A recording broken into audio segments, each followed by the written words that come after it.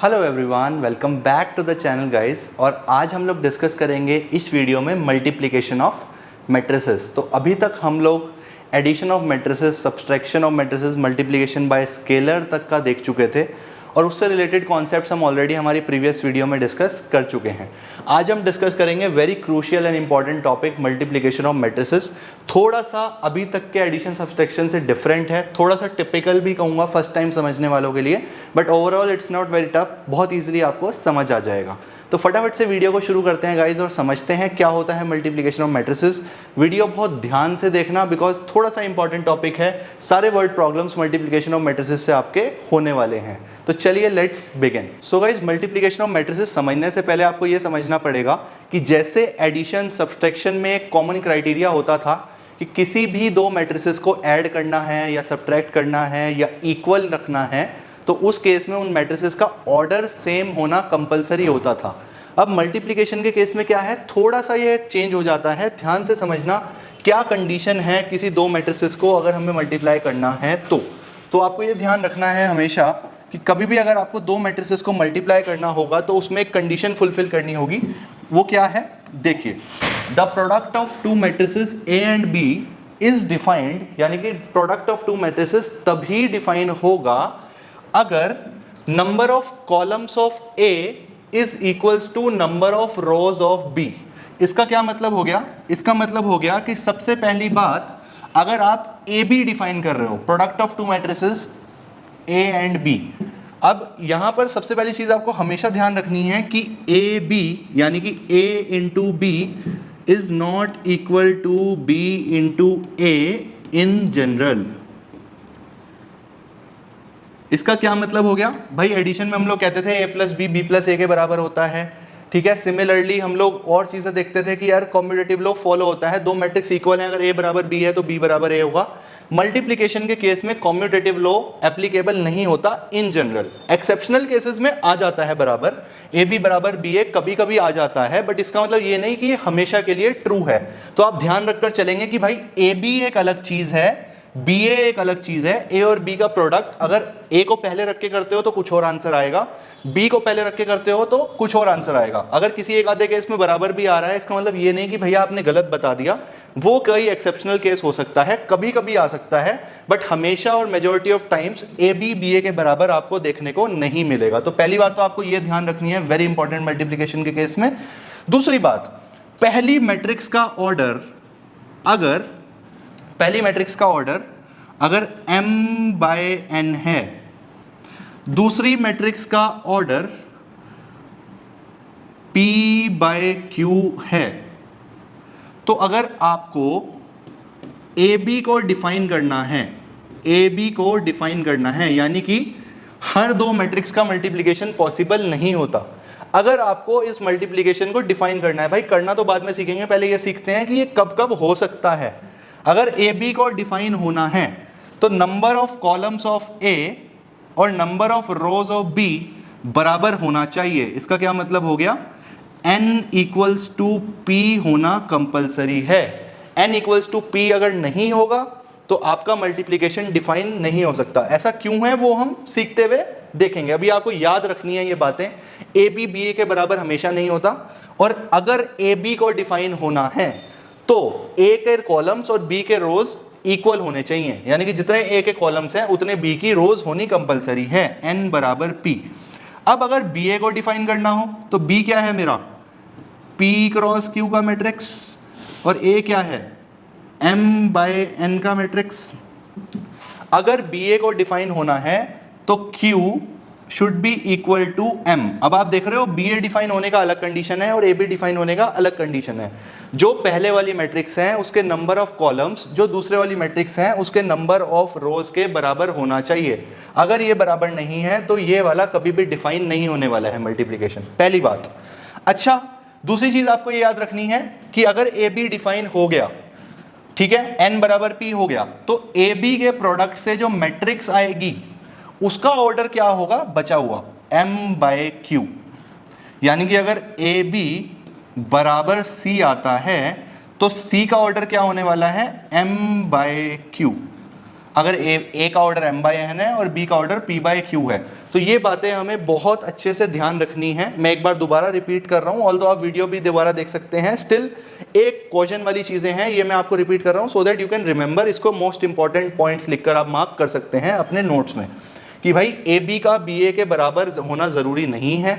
दूसरी बात, अगर ए का ऑर्डर m बाय n है, b का ऑर्डर p बाय q है, ए बी को डिफाइन होने के लिए ए के नंबर ऑफ कॉलम्स बी के नंबर ऑफ रोज के बराबर होने चाहिए, यानी कि ए का दूसरे वाला बी के पहले वाले के बराबर होना चाहिए, ऐसे रख सकते हो याद। और ए बी के प्रोडक्ट से जो भी हमारा मैट्रिक्स निकल के आएगा उसका ऑर्डर बचा हुआ होगा, यानी कि n और p को छोड़ दो तो m क्रॉस q, वो भी सीक्वेंस में। इसको q बाय m नहीं लिख सकते आप, पहले m ही आएगा, पहले वाले का पहले आएगा, बाद वाले का बाद में आएगा। ठीक है, आई होप आपको ये वाली बात क्लियर हो गई होगी। ठीक है, चलो जी, अब ध्यान से समझते हैं कि कैसे करते हैं हम लोग मैट्रिक्स मल्टीप्लिकेशन को। तो एक फिक्स्ड मेथड है जिसको आपको फॉलो करना होता है मैट्रिसेस को मल्टीप्लाई करने के लिए। वो क्या है, आप ऐसे कंसीडर करो, आपने कभी पानी पोर करा है बोतल से ग्लास में। मान लीजिए आपकी ये कोई बॉटल है, ठीक है, ये आपकी कोई बॉटल है, ये इसका नोब है, ठीक है, और ये आपका ग्लास, ठीक है। Don't go on my drawing मेरी थोड़ी सी खराब है, ठीक है। तो ये आपकी बॉटल है और ये आपका पानी आप पोर कर रहे हो। तो क्या ये ऐसे जाता है, राइट, ऐसे ऐसे, यानी कि दिस इनटू दिस। याद रखने का तरीका है, पानी और बॉटल से मल्टीप्लिकेशन को कुछ लेना देना नहीं है, सिर्फ समझाने की कोशिश कर रहा हूं कि भाई दिस दिस। जब कभी भी आप मल्टीप्लिकेशन करो आपको याद आना चाहिए कि भाई ये दिस इंटू दिस। अब बोलोगे आप अगर मन में तो आपको क्लियर हो जाएगा, दिस इंटू दिस याद रखो भाई, ये पानी ये ग्लास के अंदर गया, दिस इंटू दिस। ठीक है, अब समझो कि मल्टीप्लिकेशन कैसे होता है।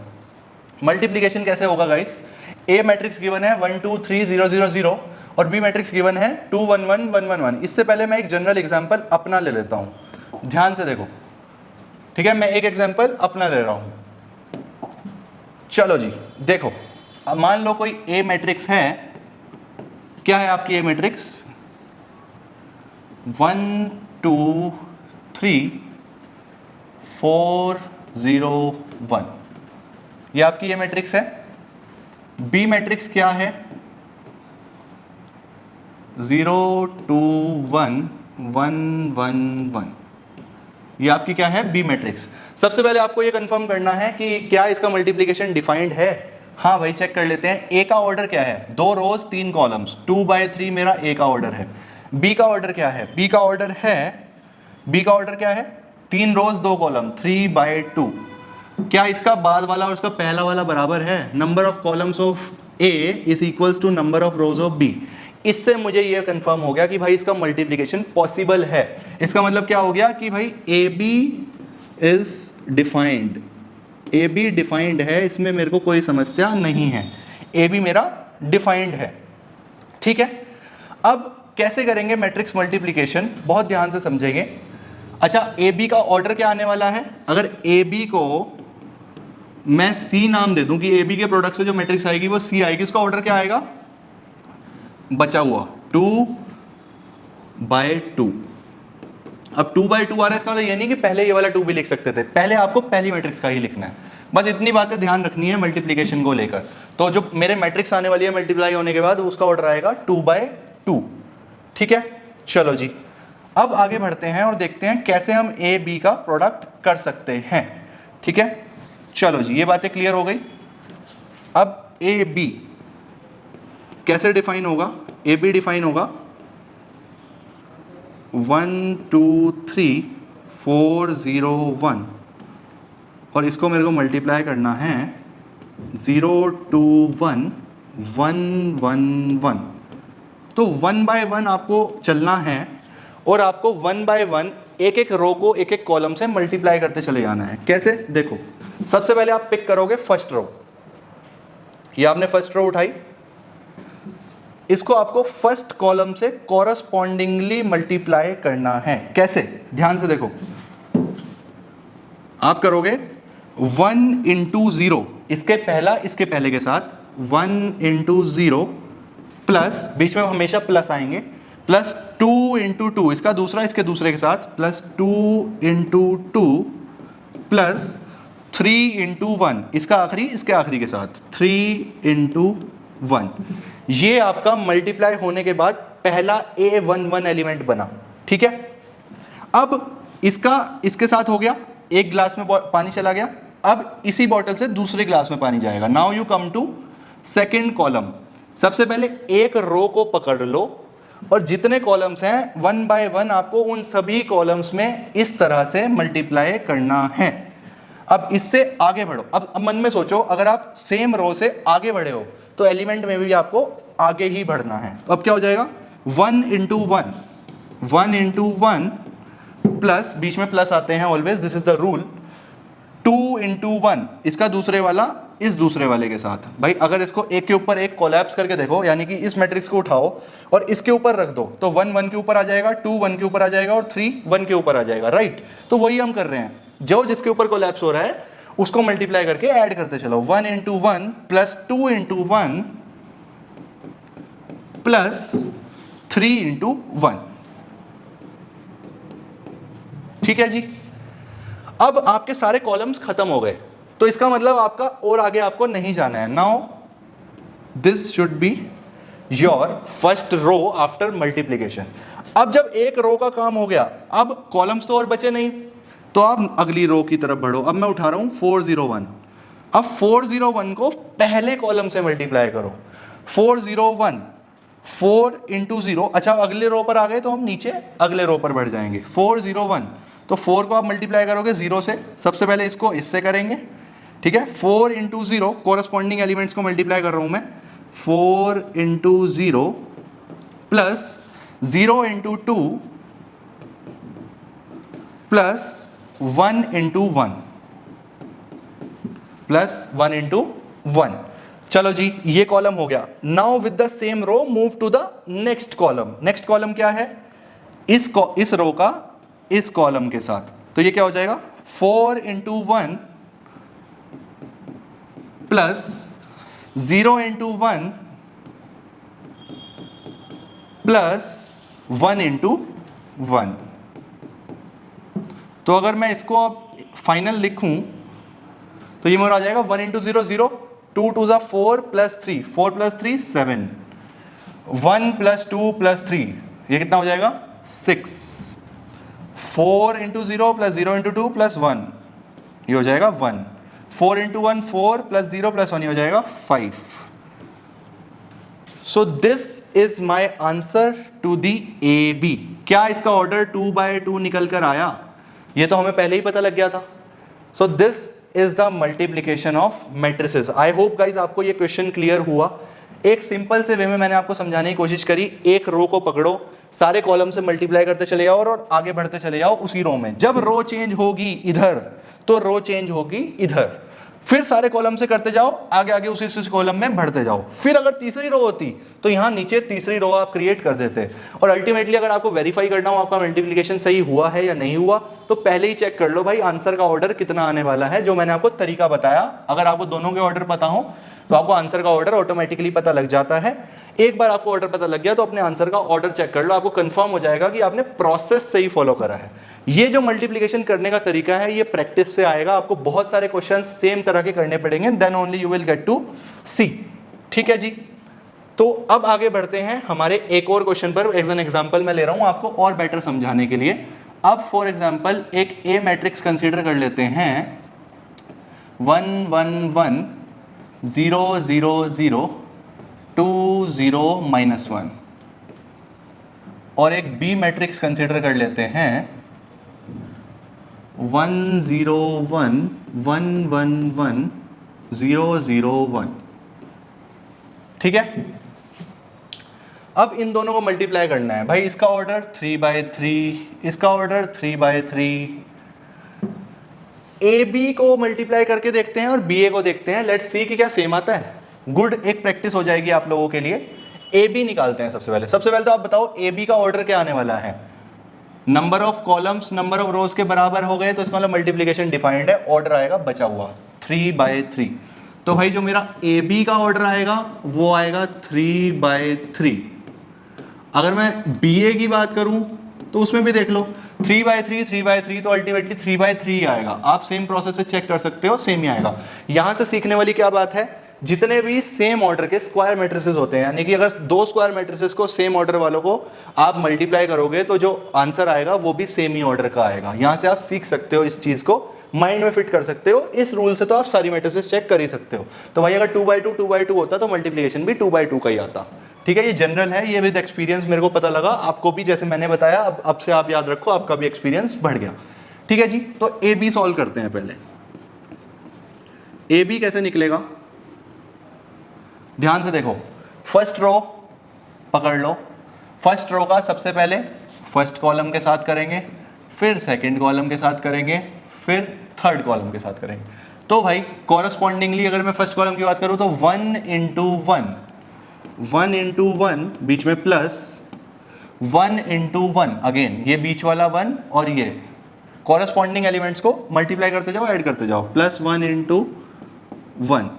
ठीक है, एक बार दोबारा से लिख देता हूं, 1 इंटू 1 ये पहले वाला पहले के साथ, प्लस दूसरे वाला दूसरे के साथ 1 इंटू 1, प्लस तीसरे वाला तीसरे के साथ 1 इंटू 0। एक कॉलम हो गया, इसका काम हो गया भाई फर्स्ट रो के रिस्पेक्ट में। अगले कॉलम पे बढ़ो, जब अगले कॉलम पे ऐसे बढ़े तो मल्टीप्लिकेशन में भी ऐसे ही बढ़ो।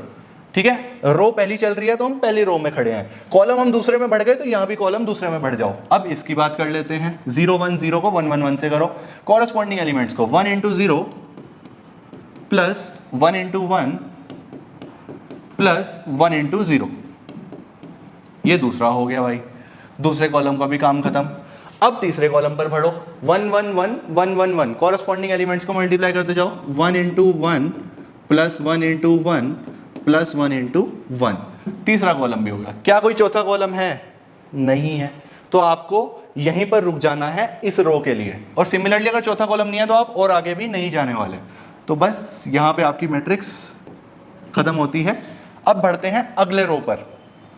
अगला रो है आपका 0 0 0। अब इसको भी हर कॉलम के रेस्पेक्ट में मल्टीप्लाई करो। कैसे करोगे? 0 इंटू 1, 0 इंटू 1, अगली रो आई तो मैं भी अगली रो में आ गया, सिंपल सा फंडा है। 0 इंटू 1 बीच में प्लस, अगला 0 इंटू 1 प्लस 0 इंटू 0। ठीक है जी, एक कॉलम का काम हो गया।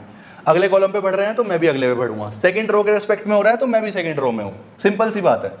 ठीक है, उसके बाद दूसरी की तरफ बढ़ेंगे तो 0 into 0 plus 0 into 1 plus 0 into 0। ठीक है जी, सिमिलरली आप देखो अगर हम थर्ड की तरफ बढ़ते हैं तो थर्ड में क्या होगा, ये भी मेरा हो गया। अब थर्ड है तो और आगे बढ़ो, 0 0 0 को 1 1 1 से, तो 0 into 1 plus 0 into 1 plus 0 into 1। Same process आप वेरीफाई कर सकते हो, मैं थोड़ा सा स्पीड अप कर रहा हूँ। ठीक है, तो अब थर्ड रो पर आ गए तो हम थर्ड पर आ गए, और फर्स्ट कॉलम है तो हम फर्स्ट कॉलम में कर रहे हैं। कॉरस्पॉन्डिंग एलिमेंट्स को मल्टीप्लाई करो, ऐड करो, 2 into 1 plus 0 into 1 plus -1 into 0। जो भी उसका साइन है भाई वो साथ में लेकर चलना है, साइन कहीं नहीं उड़ाना। वो अपने आप में एक क्वांटिटी है, ये अपने आप में एक नंबर है। तो ये नहीं कि प्लस आ गया तो उसका माइनस गायब कर दो, भाई ये गलतियां बहुत करते हैं बच्चे, ध्यान रखना। जो जिसका साइन है वो साथ में लेकर चलना है, माइनस है तो माइनस लो, ठीक है, प्लस है तो प्लस लिखो। ठीक है जी, बाद में जो होगा कैलकुलेशन में वो होगा, आपको अपनी तरफ से लेकर चलना है। तो ये हो गया अगला। अब लास्ट रो का सेकंड के साथ 2 into 0 plus 0 into 1 plus -1 into 0। ठीक है जी, चेक भी कर सकते हो आप, 2 0 -1 2 0 -1, कॉरस्पॉन्डिंग एलिमेंट 0 1 0 0 1 0। आखिरी वाले इसके हैं, शुरू वाले इसके हैं कॉरस्पॉन्डिंग एलिमेंट्स। अब लास्ट रो लास्ट कॉलम, हम भी लास्ट रो लास्ट कॉलम के एलिमेंट पर पहुंच गए। 2 0 -1 को 1 1 1 से, तो 2 into 1 plus 0 into 1 plus -1 into 1। तो क्या आंसर आ जाएगा मेरा इसका? अब इसको सॉल्व कर लो। अगर आप इसको सॉल्व करोगे तो क्या आंसर आएगा, देखो ध्यान से। 1 plus 1 plus 0 is 2, 0 plus 1 plus 0 is 1, 1 plus 1 plus 1 is 3, 0 plus 0 plus 0 is 0, 0 0 0 is again 0, and 0 0 0 is again 0, 2 plus 0 is 2, 0 plus 0 plus 0 is again 0, 2 plus 0 minus 1 यानी कि 2 minus 1 which will be 1. This is my A B. इसका order आ गया 3 cross 3. अब B ए भी निकाल लेते हैं क्योंकि बी ए भी डिफाइन हो रहा है 3/3. अगर मैं बी ए की बात करूं तो बी का ऑर्डर 3/3 है, ए का ऑर्डर 3/3 है, इसके कॉलम्स इसके रोज के बराबर हैं तो इसके मैट्रिक्स का ऑर्डर आएगा 3/3. ठीक है जी. अब तो ये फंडा क्लियर हो गया आपको. बी ए निकाल लेते हैं. कैसे निकालेंगे?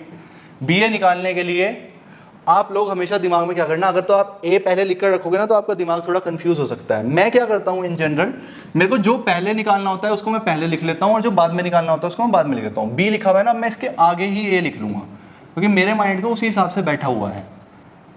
1 1 1 1 0 0 0 2 0 माइनस 1. ठीक है जी. अब मुझे सिर्फ एक बात ध्यान रखनी है, मैं ये सब भी रब कर रहा हूं ताकि आप कंफ्यूज ना हो. अब मुझे बस एक बात ध्यान रखनी है, मुझे नहीं पता बी क्या है ए क्या है, मेरी नज़र में तो ये पहले वाला और ये बाद वाला. ठीक है जी. अब पहली रो उठाएंगे 101. ओके, 101 को 102 से करेंगे. फर्स्ट रो फर्स्ट कॉलम, तो यहीं से शुरू करेंगे. अब फटाफट करेंगे, we won't waste time. Already आपको मैं बता चुका हूँ ये 1 into 1 plus 0 into 0 plus 1 into 2. Similarly अगले पर बढ़ रहे हैं तो हम यहाँ से भी अगले पर बढ़ेंगे. 1 into 1 plus 0 into 0 plus 1 into 0. आगे बढ़ो 1 into 1 plus 0 into 0 plus 1 into minus 1. ठीक है जी. अगले कॉलम अगली रो पर चलते हैं. 1 1 1 1 0 2, तो ये हो जाएगा 1 into 1 plus 1 into 0 plus 1 into 2. अगला हो जाएगा 1 into 1 plus 1 into 0 plus 1 into 0. Next will be 1 into 1 plus 1 into 0 plus 1 into minus 1. ठीक है जी. लास्ट रो पर आ जाओ. 0 into 1 plus 0 into 0 plus 1 into 2. आगे बढ़ो 0 into 1 plus 0 into 0 plus 1 into 0.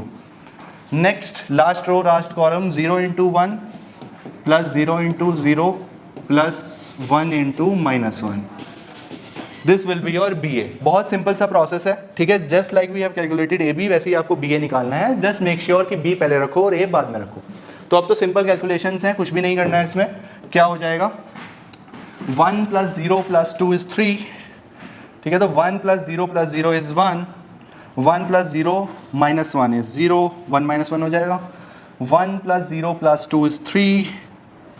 1 plus 0 plus 0 is 1. 1 plus 0 minus 1 is 0. 0 plus 0 plus 2 is 2. 0 plus 0 plus 0 will be 0 and 0 plus 0 minus 1 will be minus 1. BA का order भी क्या आया? 3/3. अब आप ध्यान से देखो, AB आया है मेरा 213000201 and BA आया 3103102 minus 1, which implies that AB need not to be equal to BA.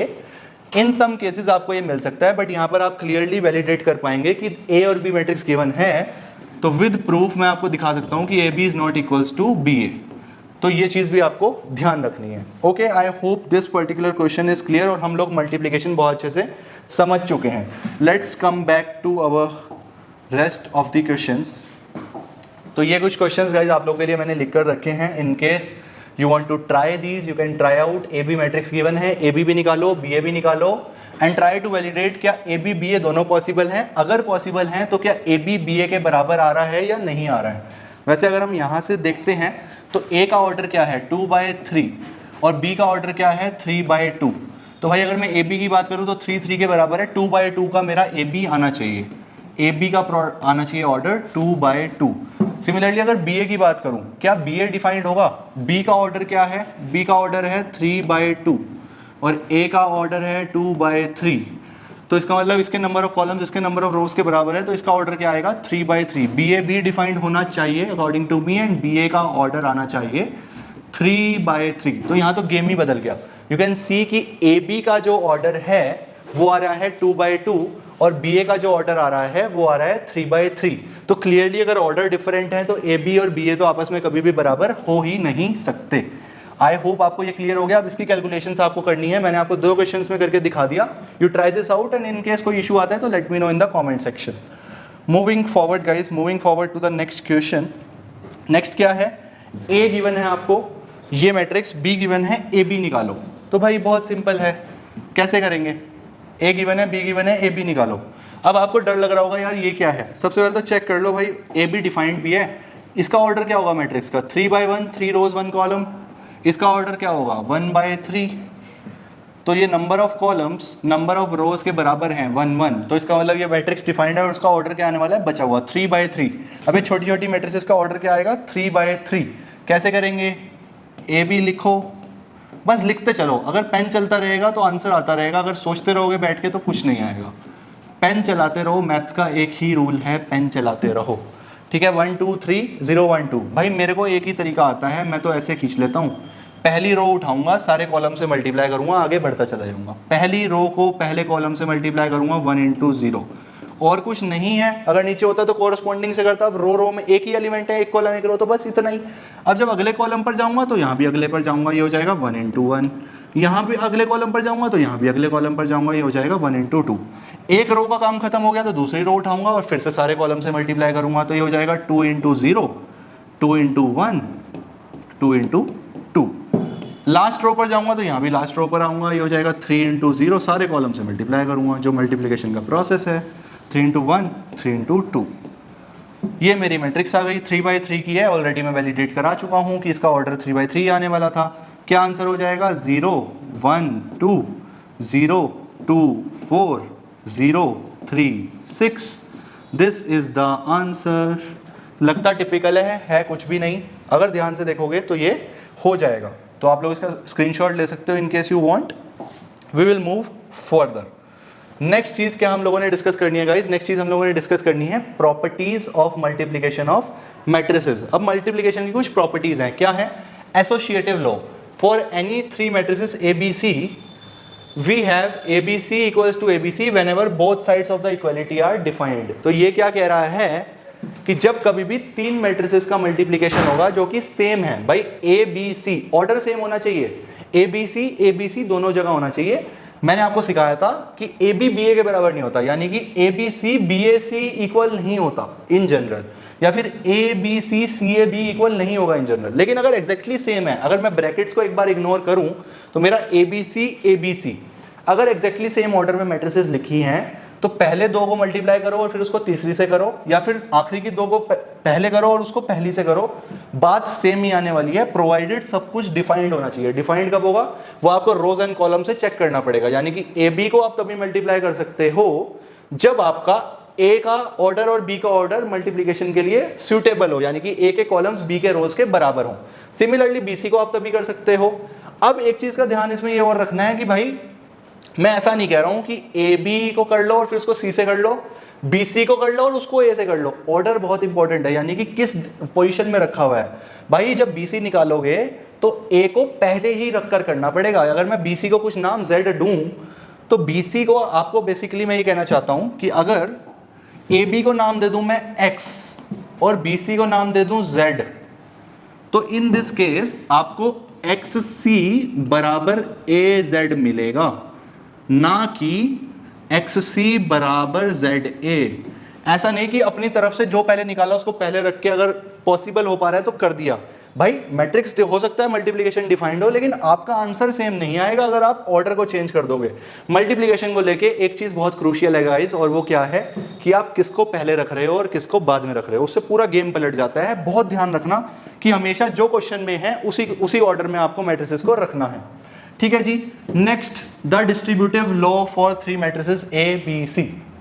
Distributive law बहुत ईजी है। तो क्या है पहली प्रॉपर्टी, ए ब्रैकेट में बी प्लस सी बराबर ए बी प्लस सी ए सी। ठीक है भाई, बहुत सिंपल सी बात है कि अगर ए को बी प्लस सी से कर रहे हो तो ए को पहले बी से करोगे और फिर ए को सी से करोगे। बट यहाँ पर क्या कैच है गाइस, यहाँ पर ये कैच है कि ए अगर पहले है तो वो पहले ही रहेगा और बी अगर बाद में है वो बाद में, यानी कि जब आपने ए इंटू बी करा तो ए पहले था तो यहाँ भी आपने ए बी लिखा, ए इंटू सी करा ए पहले था तो ए सी लिखा। अगर आप ए बी को बी ए कर दोगे तो आंसर गलत हो जाएगा। ध्यान रखना है कि भाई ऑर्डर चेंज नहीं करेंगे, ए बी अलग चीज है मल्टीप्लिकेशन में, बी ए अलग चीज है। जो पहले है वो पहले रहेगा, जो बाद में है वो बाद में रहेगा। सिमिलरली नेक्स्ट वाला देखो, ए प्लस बी इंटू सी। पहले क्या है ए, भाई इसको इससे मल्टीप्लाई करोगे पहले, प्लस इसको इससे करोगे, तो ए सी प्लस बी सी, इसको आप ए सी प्लस सी बी या फिर सी ए प्लस सी बी इस तरह से चेंज नहीं कर सकते खुद से। आपको ध्यान रखनी है ये बात कि आपको हमेशा जो आपकी मैट्रिसेस का ऑर्डर है, पहले वाली चीज should be first and second वाली चीज should be second. If we are doing A plus B into C, that should be A C plus B C. Any modification in this particular order will lead to the wrong answers. So please take care guys, इस चीज़ का आपको बहुत ध्यान रखना है। Okay, let's move forward. Next क्या है? Existence of multiplicative identity. आपको बताया था multiplicative identity वो चीज़ होती है, या फिर कोई भी identity वो चीज़ होती है जिसको उस एलिमेंट से मल्टीप्लाई करो तो वही एलिमेंट दोबारा आ जाए। Multiplicative identity यहाँ पर क्या होगा हमारा? Identity matrix. आइडेंटिटी मैट्रिक्स क्या होती थी याद करो? 1 0 0 0 1 1 0 0 1, या फिर डायगोनल एलिमेंट्स जिसके सारे 1 हो, नॉन डायगोनल एलिमेंट 0 हो, वो होती है मल्टीप्लिकेटिव आइडेंटिटी या फिर आइडेंटिटी मैट्रिक्स इस केस में। ठीक है जी, क्या मतलब हो गया? इसका मतलब ये हो गया कि कोई भी स्क्वायर मैट्रिक्स हो, एक ऐसी आइडेंटिटी मैट्रिक्स जरूर एग्जिस्ट करेगी जिसमें आई ए बराबर ए आई बराबर ए होगा। ठीक है जी, ए को आई से मल्टीप्लाई करा तो भी ए आ रहा है, आई को ए से करा तो भी ए आ रहा है, कोई फर्क नहीं पड़ रहा। ठीक है जी, तो ये तो बहुत सिंपल सी बात है। इनवर्स की बात फिलहाल हम नहीं कर रहे हैं बिकॉज इनवर्स का गेम अलग है, थोड़ा सा भी आगे हम लोग इनवर्स भी पढ़ेंगे। I hope you all have enjoyed the video. जल्दी ही मिलते हैं नेक्स्ट टॉपिक्स में और खत्म करते हैं फटाफट से मैट्रिसेस के बचे हुए टॉपिक्स को। See you all super soon, तब तक के लिए take care and good bye.